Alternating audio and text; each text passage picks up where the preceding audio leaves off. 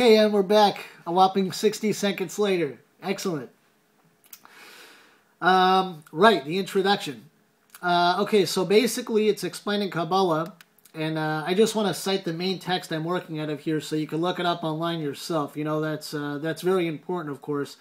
To be honest with you, I'm suspicious anytime I read any work by anybody where they kind of don't quote their sources or, you know, conveniently fail to mention, you know, where their statements are coming from. It makes me wonder, like, you know, do they not want me to be part of the process, or do they have something to hide or whatever? Maybe that's just me, but I am using the Gate of Unity. In Hebrew, it's Sha'ar HaYichud. Sha'ar means the gate. HaYichud means the unity, right? The Gate of Unity, describing the unity of God. This can be found for free, actually, by my mentor, Rabbi Ami Markel. He's the one who kind of introduced me into the world of Kabbalah. And, you know, truekabbalah.com is the name of his website. And he's got a lot of really great stuff up there. But certainly you can check right here for the Gate of Unity. There is a translation of the work into English with a running commentary. And there is also the actual work itself in the original Hebrew. So you could really go either way. I've used both myself, and I'm a fan of both. Anyways, in chapter 10 here of the Gate of Unity, the author, the Mittler Rebbe, the second Lubavitcher Rebbe, the line of Lubavitch is a particular brand of Hasidism.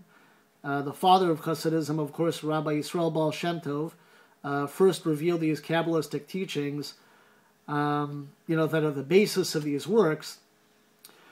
And I shouldn't say as much revealed the teachings themselves, which predate the Baal Shem Tov, but I should say the innovation of the Baal Shem Tov, or the unique contribution of the Baal Shem Tov, was more in helping us to, you know, to understand the relevance of these mystical teachings to our practical life.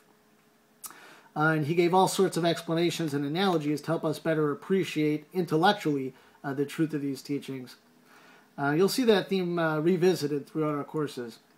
You know, the value of trying to, as much as humanly possible, of course, understand these teachings in a way that's meaningful in our day-to-day living.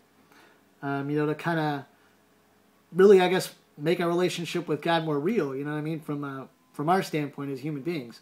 And less like, you know, philosophical and kind of out there in the world of ideas, which, you know, is nice, but ultimately is not really, you know, what...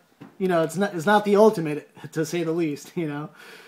You know, certainly the angels are already, you know, kind of on par in their awareness, you know, for their intended purpose. But, you know, these teachings were revealed down here for a reason, let's put it that way. And to spell it out further, the reason is to, you know, to do something physical with it.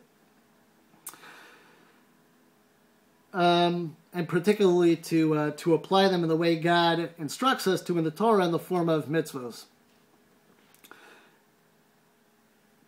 There's like 3.5 minutes of our 5 minutes. Okay. So anyways, let's at least start this.